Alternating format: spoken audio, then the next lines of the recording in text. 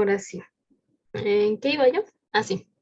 Bueno, dice, es posible determinar el potencial de una región electrizada si menos integramos el campo del objeto que genera la electrización del ambiente. Entonces, ¿esto qué quiere decir? Que nosotros podemos integrar menos integrar el campo eléctrico y con eso vamos a encontrar el potencial. Y entonces nuestra operación inversa es menos derivar el potencial para poder encontrar el campo eléctrico. Entonces, pues aquí tenemos esta expresión, ¿no? O sea, primero nosotros teníamos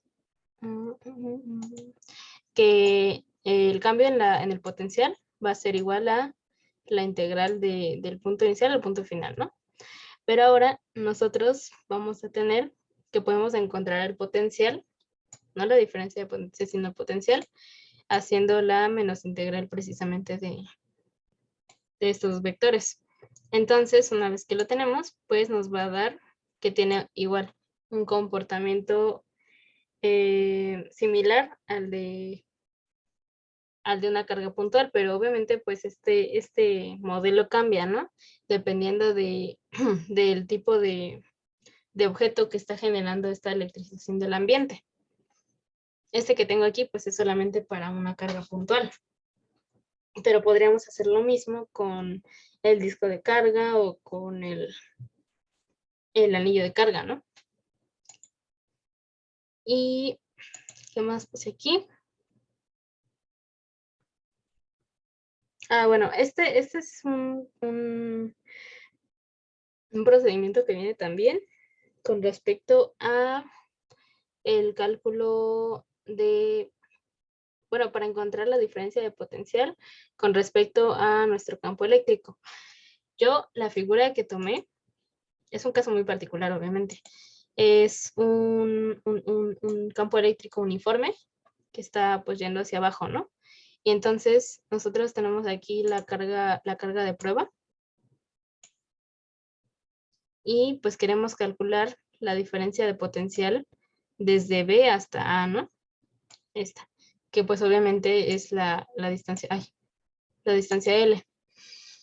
Entonces, pues primero necesitas encontrar el cambio en la energía potencial, ¿no? Que va a ser el negativo del trabajo, ya habíamos dicho. ¿Por qué? Porque estamos hablando solamente de las fuerzas dentro del sistema, no tenemos ninguna fuerza adicional. Nuestro sistema en este momento es el campo eléctrico, la carga de prueba y obviamente el potencial, ¿no? Que tenemos en esta parte. Yo no estoy metiendo ningún agente externo, entonces seguimos hablando de que la diferencia de energía potencial va a ser igual al negativo del trabajo. Entonces, yo necesito encontrar el trabajo. ¿Cómo lo voy a hacer? Primero voy a tomar un pequeño elemento de trabajo, ¿no? Que es de W. Eso va a ser igual a mi carga de prueba multiplicada por por el producto punto de E punto de L, ¿no? DL es mi vector de desplazamiento. Entonces, pues hacemos nuestro producto punto y ahí me quedó menos Q0 por la magnitud de E por la magnitud de DL, ¿no? Entonces ahora ya puedo yo integrar estos elementos de trabajo para encontrar el trabajo total. Hago esta integral con respecto a el límite inferior es A y el límite superior es B, ¿no? Y entonces, ya resolviendo esta integral, nos queda que el trabajo es igual a menos Q0 por la magnitud del campo eléctrico por la longitud, la distancia entre A y B, ¿no? Y entonces ahora volviendo a mi modelo que tenía al principio, delta U va a ser igual a menos el trabajo, entonces negativo por negativo pues es positivo. Y finalmente, delta B, que es lo que yo quiero calcular al inicio, va a ser igual a delta U sobre mi carga de prueba. Entonces, pues obviamente la carga de prueba se elimina y pues nos va a quedar que delta B va a ser igual a la magnitud del campo eléctrico multiplicado por la distancia de A a B. Pero claramente, pues como les digo, este es un ejemplo muy particular solamente para... Ay, perdón. Esperen.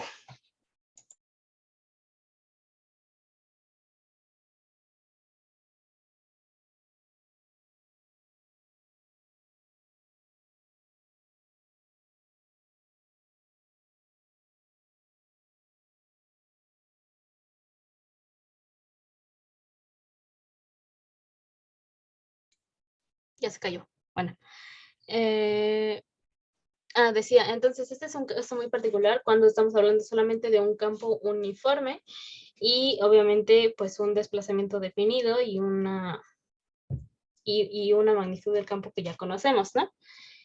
Es más difícil cuando tú quieres calcular la diferencia de potencial en un campo que no es uniforme, porque tienes posibilidades infinitas de desplazamiento. Entonces, es más complicado. De hecho, en el cálculo del Resnick, sí te ponen un modelo matemático, pero a final de cuentas solamente puedes llegar hasta ahí, porque si tú tuvieras un campo eléctrico que no es uniforme, ok, puedes tener la magnitud del campo y puedes tener la dirección, ¿no? A lo mejor puedes encontrar diferentes direcciones del campo, pero precisamente como el campo tiene de muchas posibilidades, bueno, infinitas posibilidades de dirección, eso nos dice que el desplazamiento de S de la carga de prueba va a tener infinitas posibilidades. Entonces, eso te complica más el cálculo porque no puedes encontrar el ángulo teta, por lo tanto no puedes hacer el producto punto. Y entonces, pues por eso no puedes encontrar un valor exacto para la diferencia de potencial cuando el campo no es uniforme. ¿Alguien tiene alguna pregunta hasta aquí? Me revolví un poquito con lo que dijiste, mucho texto. Sí, o sea, básicamente en este modelo que tenemos aquí es un campo uniforme, pero yo podría tener un campo que estuviera así, con las líneas de campo que estuvieran así, ¿no? Obviamente por acá. Y otra línea de campo por acá, e incluso otra por acá, ¿no? Porque no es uniforme. Entonces, si yo pongo una carga de prueba aquí, como mis líneas de campo están medio chuecas, pues entonces lo que va a pasar es que mi vector que tengo aquí, que es dl, que es el desplazamiento, pues va a variar, ¿no? O sea, de aquí, pues el vector se va a ir como por acá, y luego de aquí, pues como por acá, y luego como por acá. Entonces, tenemos muchas posibilidades de vectores de desplazamiento. Y entonces, eso, y por ejemplo, si ahora yo pusiera una carga de prueba que está, no lo sé, por acá, si la carga de prueba se mueve para acá, pues entonces otra vez tengo diferentes posibilidades. Ahora esto se va a estar yendo para acá, esto se va a estar yendo para acá, para acá. Entonces, no es posible determinar, lo que yo quiero determinar es el ángulo, ¿no? El ángulo entre las líneas de campo y el desplazamiento de L. Como yo tengo muchas posibilidades de desplazamiento, pues entonces tengo muchas posibilidades de ángulo entre estas dos líneas. Entonces yo no puedo definir un ángulo específico para poder resolver un producto punto. Entonces, como no puedes resolver el producto punto, pues no puedes encontrar el elemento de W, tampoco puedes integrar para encontrar W, tampoco puedes encontrar el negativo para encontrar la diferencia de energía, y tampoco puedes encontrar pues la diferencia de potencial. Entonces, por eso es que este caso no se ve, porque pues no puedes encontrar un modelo específico. Sí, un modelo, pero no puedes resolverlo, pues. Eh, no sé si más o menos como que me di a entender mejor. Sí. Sí, con eso sí. Es que siempre es más fácil el dibujito. Entonces, después pasamos a lo que es el cálculo del campo eléctrico a partir del voltaje. Entonces, bueno, aquí tengo mi acordador. porque esto se pone bueno. Para empezar, el profe nos dijo que esta letra, no me acuerdo ni cómo me dijo que se llamaba, pero nos dijo un nombre y estaba mal. Pero aquí está, porque ya lo encontré bien. A ver. ¿Dónde quedó? Aquí está. No, no es. Aquí. Que nos dice que este símbolo de aquí no es delta, como el que tenemos acá, por ejemplo. Este símbolo se llama símbolo de, no sé si es Jacobi o Jacobi, no sé. Pero dice que se usa porque a veces tenemos funciones que tienen dos variables. Entonces, esto representa una derivada parcial. Y quiere decir que si yo tengo un modelo para el potencial, que está en función de x, y, z, entonces voy a tener que obtener por separado los componentes de x, y, z. De esos componentes, o sea, si yo tengo varios componentes del voltaje, voy a encontrar los componentes del campo eléctrico.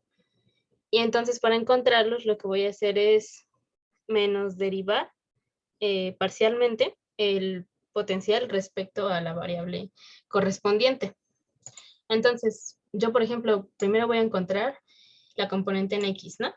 Entonces, como estoy haciendo la derivada parcial con respecto a X, eso significa que yo voy a tomar la variable X, que diga, perdón, voy a considerar a X y a Y y a Z como constantes, ¿no? O sea, en mi modelo de componente del voltaje, voy a considerar todas las variables que sean y y z como constantes, porque estoy derivando con respecto a x. Lo mismo cuando encuentre la derivada parcial de la componente en y. O sea, ahora mi variable solamente va a ser y todas las demás van a ser constantes. Lo mismo con z. Y aquí dice, de hecho, que aquí me equivoqué porque le puse, significa que consideramos a x y z como constantes, y más bien es a y y z como constantes. Entonces dice, cuando el campo eléctrico es uniforme, entonces todo esto, en vez de encontrar por componentes, lo vamos a reducir solamente a esta expresión. O sea, ahora no va a ser la derivada parcial, sino va a ser solamente el cambio en b, o sea, b final menos b inicial, entre el cambio en S, ¿no? Donde S es perpendicular a las superficies equipotenciales, o sea, desplazamiento. Entonces, pues es eso lo que significa. Y bueno, después ya viene lo que es el gradiente de potencial, que dice únicamente que es el valor máximo de delta B en un punto sobre delta S en un punto dado, ¿no? O sea, cuando es uniforme, nosotros tenemos este modelo. Pero para encontrar el valor máximo de este modelo, pues entonces es que nosotros vamos a utilizar la derivada parcial. Y ya. Hasta ahí. Bueno, nos falta uno. Okay. Este no es un tema como tal, solamente es un teorema, por así decirlo, que nosotros habíamos visto el parcial pasado, creo fue, que la carga en la carga en exceso colocada en un conductor aislado se va a distribuir a sí misma en la superficie, de modo que todos los puntos del conductor tienen el mismo potencial. O sea, siempre que tengamos un conductor aislado, toda su superficie va a ser una superficie equipotencial. Eso es lo que significa. Y eso nos va a servir mucho para lo que es el capítulo 31, que son los capacitores, porque dieléctricos no vienen en el examen. ¿Hasta aquí alguien tiene alguna duda? No. No. Ok. Entonces, capítulo 31, que este está más corto, de hecho, porque pues no van a venir dieléctricos, entonces solamente ahí. Espanto.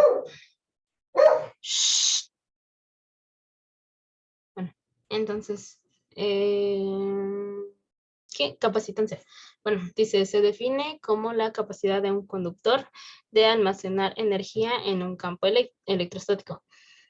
Entonces, nos dice que el capacitor, pues precisamente es un dispositivo que va a almacenar energía y liberar energía. Y pues puede parecerse mucho a una batería, ¿no? O sea, la batería almacena energía y la libera cuando es necesario. Pero la diferencia con la batería es que la batería la puede almacenar por mucho tiempo y la libera pues paulatinamente, ¿no? Y el capacitor lo que va a hacer es retener a veces mucha más cantidad de energía, se llaman supercapacitores, retener mucha más energía, pero la libera mucho más rápido, o sea, en cuanto lo conectas, la libera. Entonces, dice, podemos cargar un capacitor conectando las dos placas del capacitor a las terminales opuestas de una batería. Puesto que las placas son conductoras, son también equipotenciales. Eso es precisamente lo que dijimos, ¿no? La carga se va a distribuir en toda la superficie de manera igual. Entonces, el voltaje va a ser el mismo. Y entonces, por eso nos dice que la diferencia de potencial en la batería va a aparecer en las dos placas. Y nos dice, la carga del capacitor es Q igual a la capacitancia por la diferencia de potencial, ¿no? Es que luego yo agarro a decirle voltaje porque es lo mismo. Voltaje y diferencia de potencial es lo mismo, solamente que le llaman diferencia de potencial en la electrostática y voltaje en la electrodinámica. Entonces, cuando nosotros cargamos un capacitor, una carga va a tener carga positiva y el otro va a tener carga negativa. Pero la magnitud de la carga va a ser lo mismo, solamente cambia el signo entre las placas. Entonces, la carga total del capacitor va a ser siempre el valor absoluto de las cargas. Entonces, en este caso, pues si tenemos más Q y tenemos menos Q, la carga total va a ser Q, ¿no? Y Q pues es igual al producto de la capacitancia por la diferencia de potencial. Entonces aquí mucho ojo porque antes hablábamos de el potencial como V y la diferencia de potencial como delta V o dV. Pero ahorita ya en capacitancia solamente, como ya no hablamos solo de voltaje, bueno, de potencial, sino ahora hablamos solamente de la diferencia de potencial, pues lo ponen como V. Entonces, y aquí nos dice que la capacitancia va a depender de las formas y posiciones relativas de las placas y el material entre ellas. ¿Por qué? Porque formas y disposición de las placas se refiere precisamente a pues sí, el área que va a tener la placa y la distancia que va a haber entre ellas. Entonces, y lo que se refiere al material entre ellas, pues es obviamente hablando de los dieléctricos, ¿no? Cuando se inserta un dieléctrico en un capacitor, pues su capacitancia aumenta. Y cuando se inserta un conductor, pues es diferente el comportamiento, ¿no? Entonces, por eso la capacitancia depende de la geometría del capacitor y el material entre las placas, ¿no? Entonces, nosotros para capacitancia en el sistema internacional usamos el farad, que va a ser igual a Coulomb sobre Volt, ¿no? Entonces, ahora nos piden calcular la capacitancia de cierta geometría específica de un capacitor, ¿no? Entonces, nosotros seguimos 4 pasos generales, ¿no? Primero, suponemos que hay una carga Q en las placas. O sea, bueno, no literalmente una carga Q, sino que nosotros se nos da la diferencia de potencial y pues obviamente con esto nosotros tenemos la carga, ¿no? En cada uno. Cada placa del capacitor tiene la misma magnitud, pero diferente signo. Entonces, pues la carga en el capacitor va a ser Q.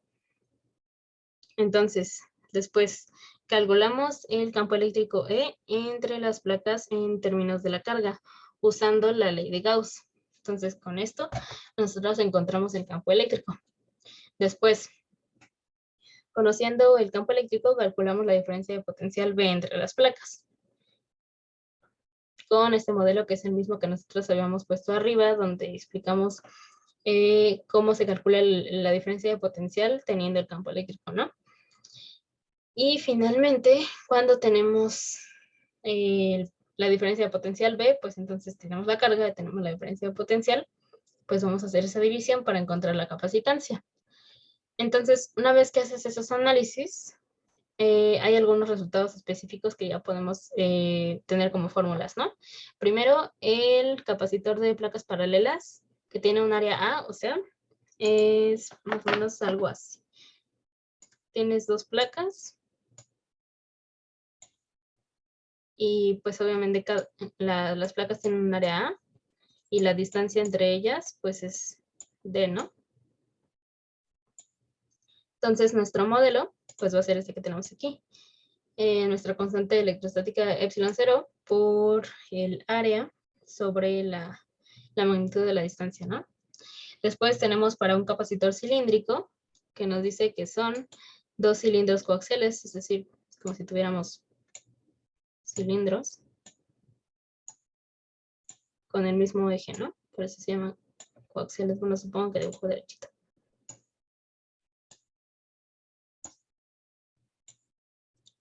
Y pues obviamente este por dentro, ¿no? Ese sería el capacitor cilíndrico.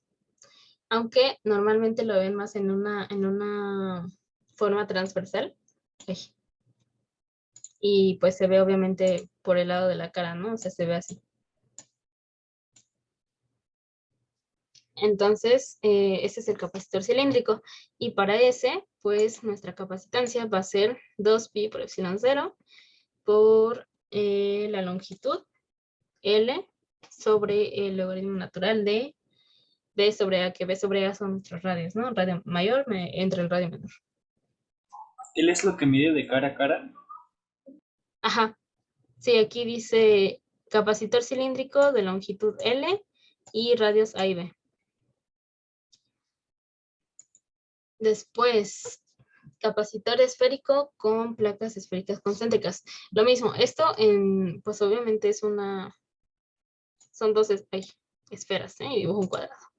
Son dos esferas, pero si las vemos en sección transversal, pues también se van a ver algo así, ¿no? Como si fueran cascarones concéntricos.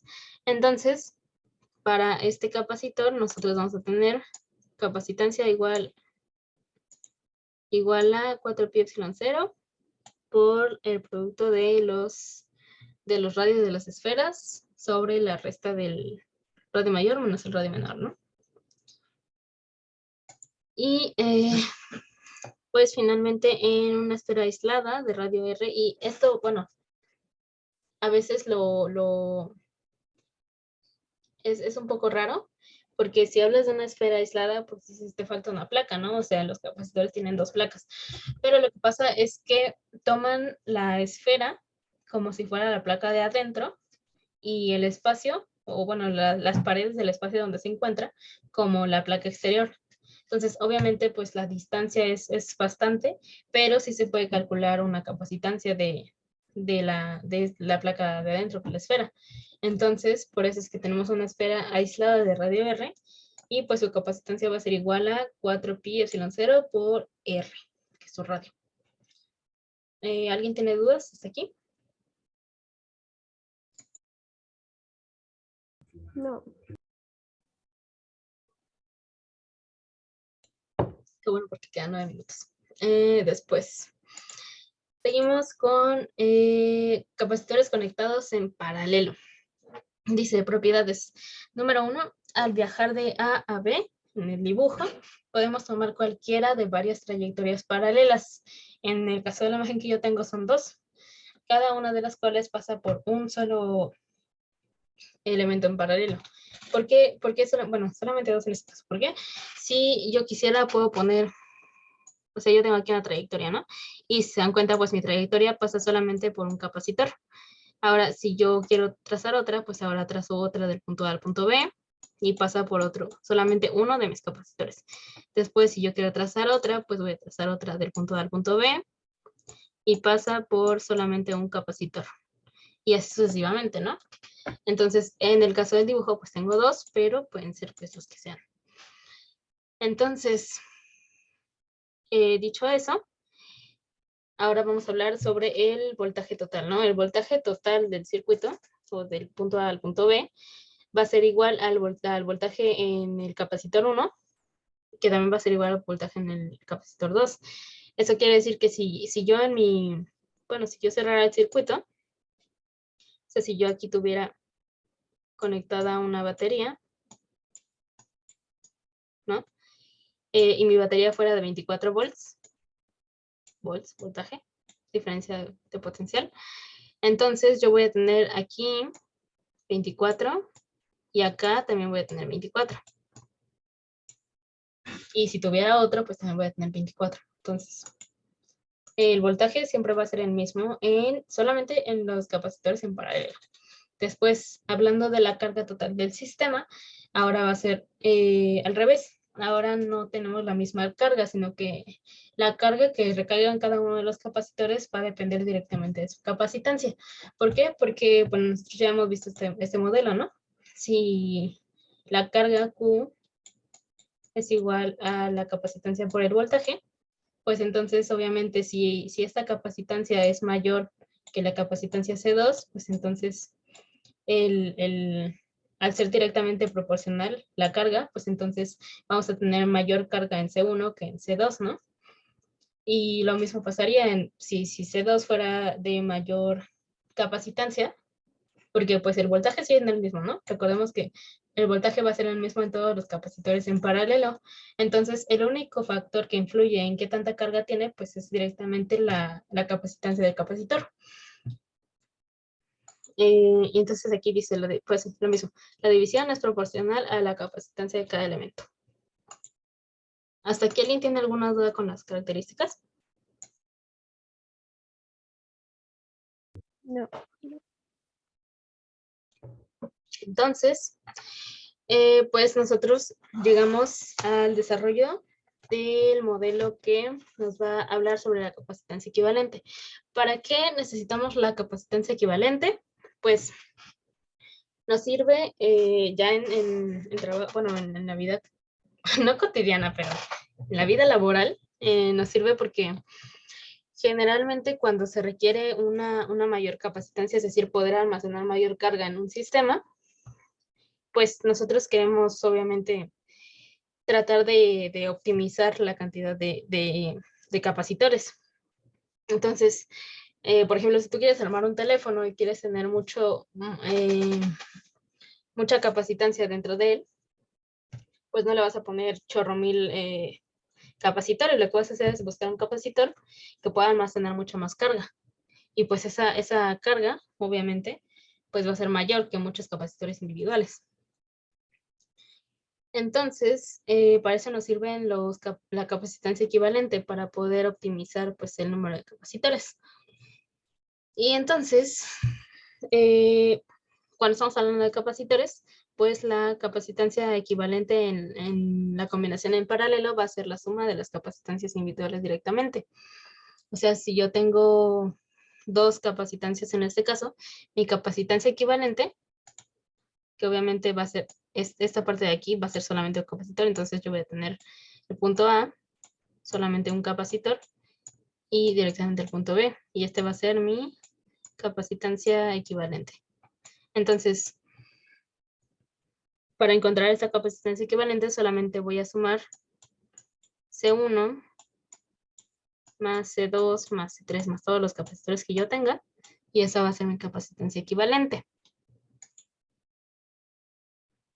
¿Dudas hasta aquí? No. Ok. Entonces, sigo. Ok, quedan 10 minutos de la reunión. Para los capacitores en serie, ahora pues tenemos propiedades, ¿no? Uno, si intentamos llegar de A a B, tenemos que pasar por todos los elementos del circuito. En el anterior solamente podías tomar varios caminos, pero cada camino solamente pasa por un capacitor, ¿no? Para llegar al punto B. Y aquí no, aquí solamente tienes una opción para llegar de A a B, y en esa opción tienes que pasar por todos los capacitores que están en medio. Entonces, dice, si intentamos viajar de A a B, pues pasamos por todos los elementos. Después, ahora estamos al revés. en el capacitor en paralelo, el voltaje total es el mismo en todos los capacitores. Y aquí el voltaje total va a ser la suma de cada uno de los, del voltaje de cada uno de los capacitores. Y al revés, ahora la carga total que se dividía, pues ahora la carga total va a ser igual en todos los capacitores. Y tú dices, bueno, pues ¿cómo puede ser la carga total? Igual en todo, ¿cómo puede recaer la misma carga si obviamente están conectados en serie, ¿no? No tiene sentido. Pero podemos ver en esta imagen. Uy, aquí. Si nosotros observamos esta imagen, que es la misma de dos capacitores en serie, imaginemos que yo conecto la batería, ¿no? Le pongo 3 porque si no se parece al capacitor. Entonces, supongamos que yo tengo 24 volts. Mi voltaje va a ser diferente, el voltaje 1 y el voltaje 2 van a ser diferentes, ¿no? Eso ya quedamos. Pero, ¿qué pasa con la carga? Bueno, si mi carga está pasando por aquí y llega a mi primera barra, ok, esta barra se va a cargar de una carga más Q, ¿no? Más Q. Ya perdí esto. Ah, aquí está. Entonces, esta placa se va a cargar una carga más Q. Si yo no conectara la batería, las dos placas que están encerradas en el recuadrito de líneas punteadas estarían aislados eléctricamente. Porque pues obviamente no hay ninguna carga en ellos, ¿no? Pero lo que pasa es que, si se dan cuenta, estas dos placas también pueden formar un capacitor. O sea, si ignoráramos las cargas que tenemos afuera, también es un capacitor. Entonces, se puede comportar nada más como un capacitor. Entonces, nosotros dijimos que cuando nosotros vamos a cargar las placas, se carga de una de magnitud positiva, y entonces esta se va a cargar de magnitud negativa. Y ok, pues ¿cómo pasa entonces la carga al otro lado, no? Pues como estábamos diciendo que esto se puede comportar como un capacitor, pues aquí tenemos carga negativa, entonces ahora este se va a cargar de carga positiva. Pero como este se cargó de carga positiva, pues entonces ahora esta placa tiene que tener carga negativa. Entonces va a tener carga negativa. Y así es como podemos cargar todos los capacitores. Entonces, si hablamos de la magnitud de la carga, pues todas las placas tienen la misma carga. Todos los capacitores más bien, no. O sea, cada placa tiene su carga, pero cuando hablamos de la carga total del capacitor, dijimos que es la magnitud de la carga, ¿no? Y si hablamos de pues también tenemos la misma carga. Entonces, por eso es que en la conexión en serie, nosotros tenemos la misma carga en todos los capacitores que estén conectados en serie. ¿Hasta ahí alguien tiene dudas? Es un poquito complicado de entender, pero si lo ves con esta imagen es más fácil, porque puedes entender que las dos placas de en medio que pertenecen a distintos capacitores pueden comportarse al estar en serie. No podría suceder en paralelo, pero en serie, al estar en serie pueden comportarse como un capacitor extra. Entonces, como la carga Q aparece en la placa izquierda, obviamente aparece una menos con la carga derecha, y después eso pues hace que aparezca otra del signo opuesto, y otra del signo opuesto, y otra del signo opuesto. Entonces, eso lo podemos aplicar para cualquier arreglo en serie que tengamos. ¿Dudas? No. Ok, entonces, pues ya nosotros deducimos nuestro modelo para encontrar la capacitancia equivalente, y pues obviamente entonces lo que yo voy a tener ahora va a ser solamente un solo capacitor, que en vez de tener pues C1 y C2, voy a tener mi capacitancia equivalente aquí. Entonces, para encontrar mi capacitancia, ahora lo que voy a hacer es el recíproco, dice para calcular la capacitancia, de una combinación en serie, tómese el recíproco de la suma de los recíprocos de las capacitancias individuales. Suena un poco raro, pero entonces, si yo quiero calcular en este circuito de dos capacitores, entonces voy a poner que la capacitancia equivalente, 1 sobre la capacitancia equivalente, va a ser igual a 1 sobre C1 más 1 sobre C2. Y pues, excelente, ¿no? O sea, al final vas a tener 1 sobre la capacitancia equivalente y pues ya está, ¿no? Porque solamente lo multiplicas por, bueno, lo elevas a la menos 1 y entonces vas a obtener la capacitancia equivalente real. Y pues ya. Entonces, ¿dudas con eso?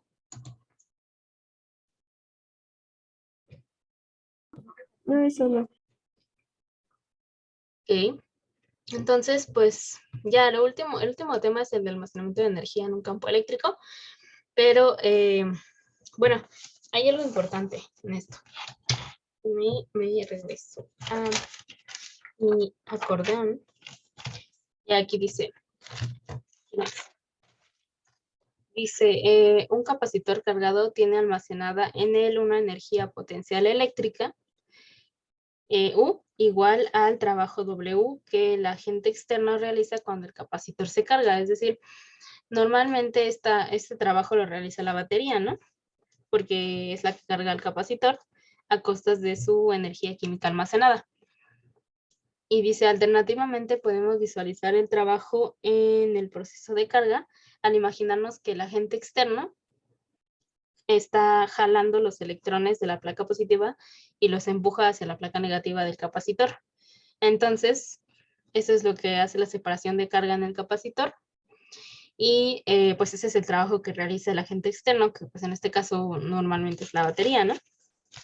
Entonces, esta energía potencial almacenada va a ser igual a 1/2 de la capacitancia por el voltaje al cuadrado, ¿no? Y ahora nos habla de la densidad de energía U minúscula, que es la energía almacenada por unidad de volumen. Por ejemplo, en el caso de particular general, en el caso del capacitor de placas paralelas, nosotros vamos a deducir, ¿no?, que la energía almacenada por unidad de volumen debe ser la misma en todas las partes entre las placas, porque pues obviamente tenemos unas líneas de campo que son paralelas y que tienen un campo uniforme. Entonces, pues obviamente nuestra U minúscula va a ser también la misma en todas las partes de las placas. Uy, queda menos de un minuto. Lo cierro, y lo vuelvo a abrir. Esto.